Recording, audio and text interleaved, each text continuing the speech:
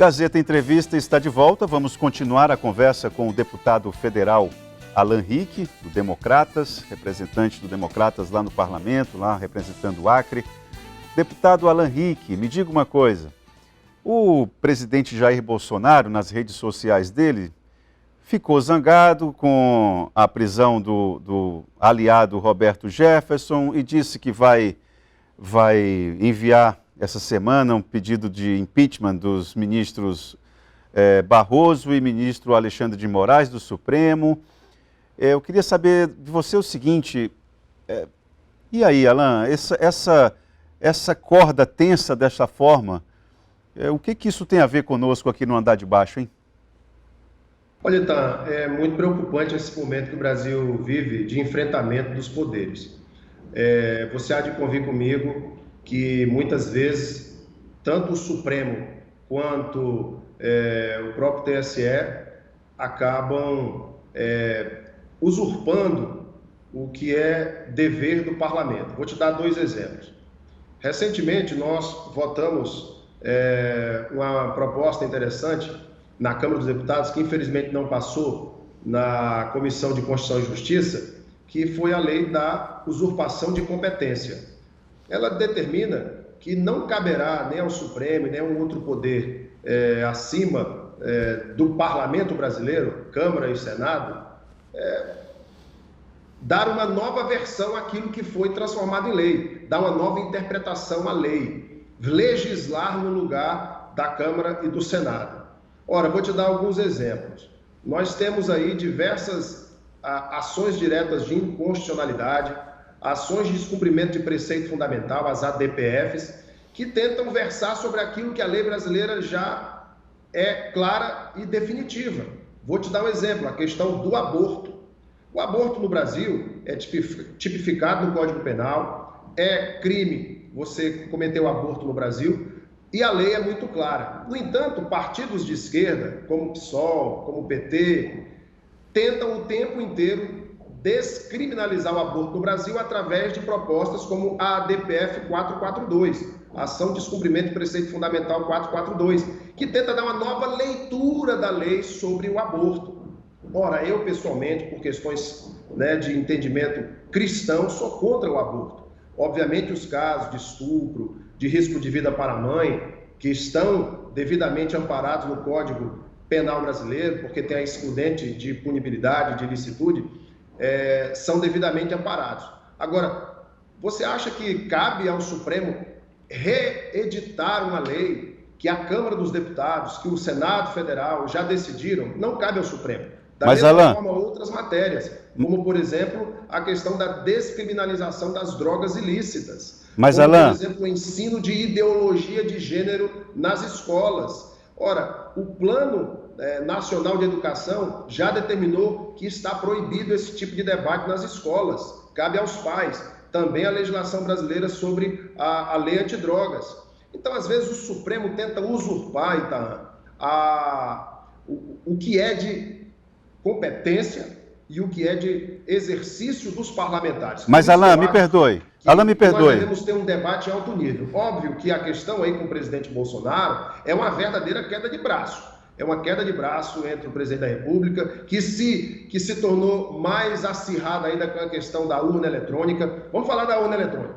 A urna brasileira, ela é utilizada somente no Brasil, no Butão e em Bangladesh. Todos os demais países que adotam a urna eletrônica utilizam a urna de segunda geração. O debate da urna eletrônica, do voto impresso, foi muito assodado e desvirtuado. Eu vi muita gente dizer, vai votar cédula de papel, vai imprimir o comprovante, o cidadão vai levar para quem comprou o voto dele comprovar. Isso é mentira, não era isso que estava sendo debatido. Era uma atualização da urna eletrônica, utilizar o modelo que hoje é utilizado em outros países. Nenhuma democracia consolidada do mundo utiliza o modelo brasileiro, então.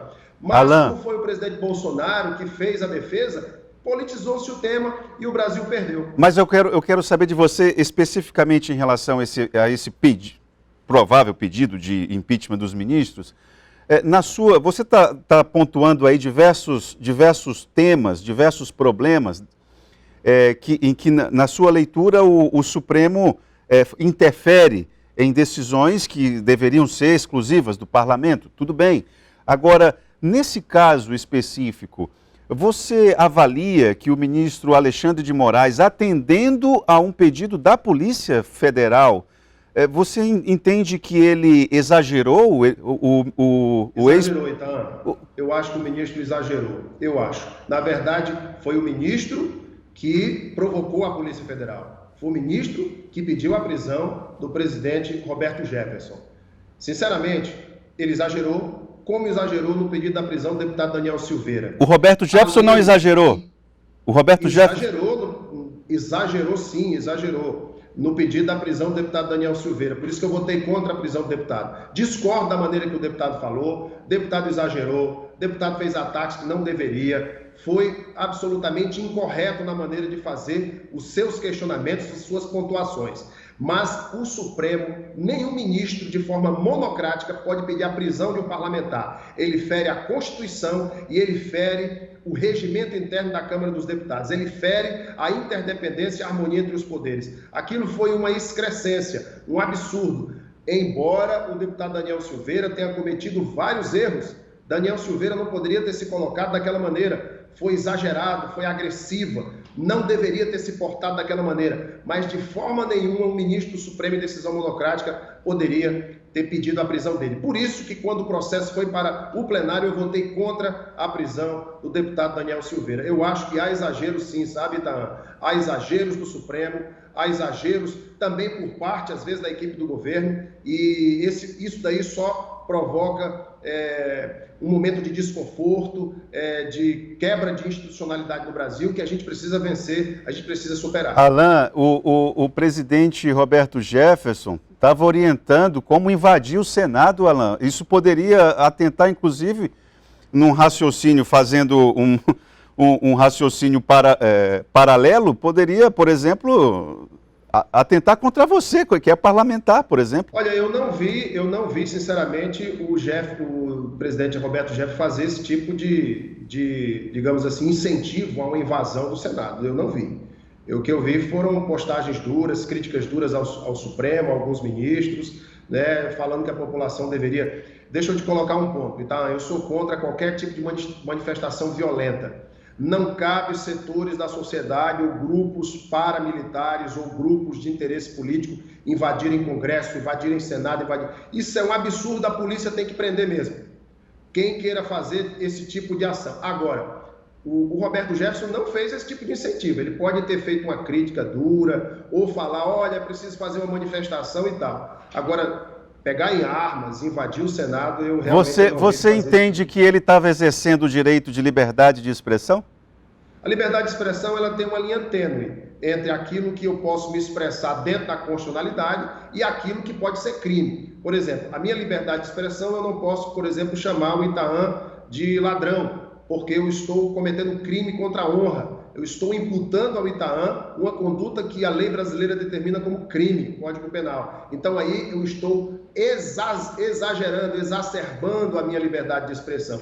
Em alguns momentos Roberto Jefferson exagerou? Exagerou. Em alguns momentos se excedeu? Se excedeu. Mas isso não enseja o ministro do Supremo a pedir a sua prisão com base numa possível direção do Roberto Jefferson, de que ele poderia... Ora, sinceramente, eu vejo isso mais uma tentativa de intimidação, sabe? Hoje no Brasil nós estamos vendo um período assim de um intimidar o outro, e isso não faz bem para a democracia. Bom, então, só para fechar esse assunto, no seu entendimento, o pedido do presidente Jair Bolsonaro tem sentido e o presidente Pacheco deveria avaliar com mais cuidado? Então, o presidente Pacheco, que também tem carreira jurídica, tenho certeza que vai levar ao conhecimento do Senado, cabe aos senadores avaliarem. É uma seara muito complexa, difícil, mas eu vejo o presidente Pacheco é do Democratas, respeita o presidente Bolsonaro, tem tido uma relação muito cordial, de parceria, principalmente das matérias do governo que tem passado no Senado. E eu vejo que tem que ser recepcionado pelos senadores e avaliado com todo o critério. Existe não só esse pedido do presidente, existem abaixo-assinados da população brasileira pedindo o impeachment do ministro Alexandre de Moraes. Existe um abaixo-assinado. Então, tudo isso tem que ser levado em consideração. Perfeito. Ô, Alan, nós vamos tratar nesse resto de conversa aqui sobre os nossos problemas aqui dos nossos barrancos. A TV Gazeta fez uma pesquisa junto com o Instituto Real Time Big Data e nessa pesquisa, só para sintetizar, o governador Gladson Cameli está disparado na frente com 62% das intenções de voto. Eu vou lembrar aqui que foram feitas 600 entrevistas em 11 municípios, incluindo os maiores colégios eleitorais, e com margem de erro de 3 pontos para mais e para menos. Essa é uma informação importante porque nessa pesquisa o ex-governador Jorge Viana lidera a corrida para o Senado. Em segundo lugar, aparece você com 13%, se a memória não me falha. A direção colocou aqui, olha, Jorge Viana com 21%, Alan Rick com 12% das intenções de voto e Jéssica Salles, do MDB, com 9%. Como a margem de erro é de 3 pontos percentuais para mais ou para menos, há um empate técnico entre Alan Rick e Jéssica Salles. Ô Alan, deu para ficar alegre? Deu para entusiasmar?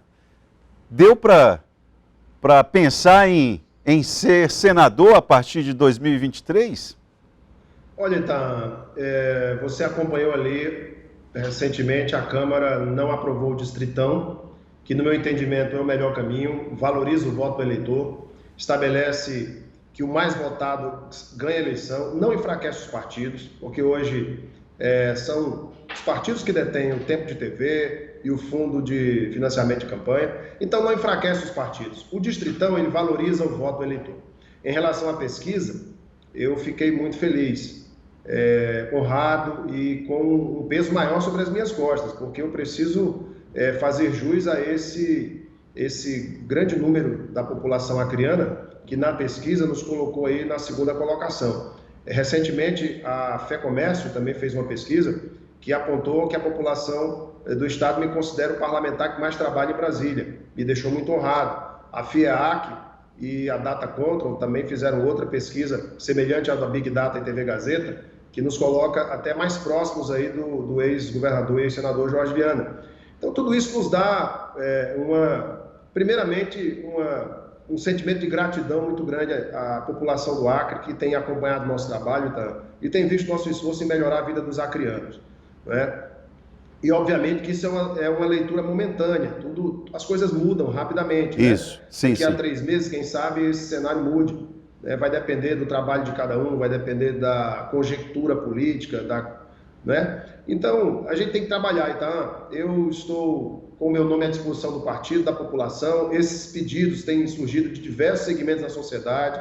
Estive reunido aí com o segmento da indústria recentemente, estive reunido com outros segmentos que nos dizem: deputado, o senhor representa o Acre, representa bem no parlamento, tem feito um bom trabalho, e essas coisas nos deixam honrados e, ao mesmo tempo, cresce a nossa responsabilidade. Tá? Eu não posso falhar, não posso decepcionar a nossa população. Então, meu amigo, fiquei muito feliz com o resultado, mas isso é momento, a gente tem que ter o pé no chão, porque todas as coisas só vão se decidir mesmo lá em outubro do ano que vem. Alan, eu vou aqui fazer um paralelo. Eleição no próximo ano, de 2022, com os 2 principais nomes que estão aí se consolidando, Gladson Cameli e Sérgio Petecão, eu queria saber de você o que você pensa a respeito. Porque se fosse uma eleição entre Gladson Cameli e uma outra figura ligada a partidos de esquerda ou a um campo de oposição, vamos supor a Genilson ou ao próprio Jorge Viana, o que eu acho improvável, mas para o eleitor ficaria mais fácil essa polarização. Gladson Cameli e Sérgio Petecão, fica aí uma nebulosa, que fica uma coisa um pouco complicada para o eleitor se definir. Por que eu estou falando isso? Porque para o Senado, me parece que há uma possibilidade de comparação. Se você tem a pessoa que está liderando, que é Jorge Viana, do Partido dos Trabalhadores, ele representa um grupo político. O governador Gladson Cameli vai ter a possibilidade de liderar um processo e dizer: olha, nós aqui temos esse candidato aqui, é ele que vai representar. A eleição para Senado pode ser polarizada? Qual é a tua avaliação? E quais os riscos de essa eleição não ficar polarizada e acabar priorizando, acabar dando uma vitória ao PT? Tá, muito boa a sua colocação, muito pertinente. Primeiro, eu acredito que o nosso grupo político que elegeu o governador Gladys em 2018 deveria caminhar junto, né?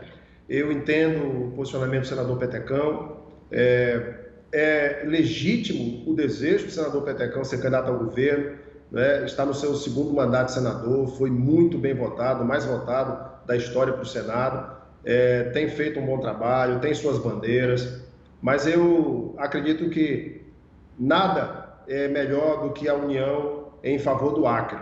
Quais são os interesses de poder, de projeto de poder? Isso é que nós temos que avaliar.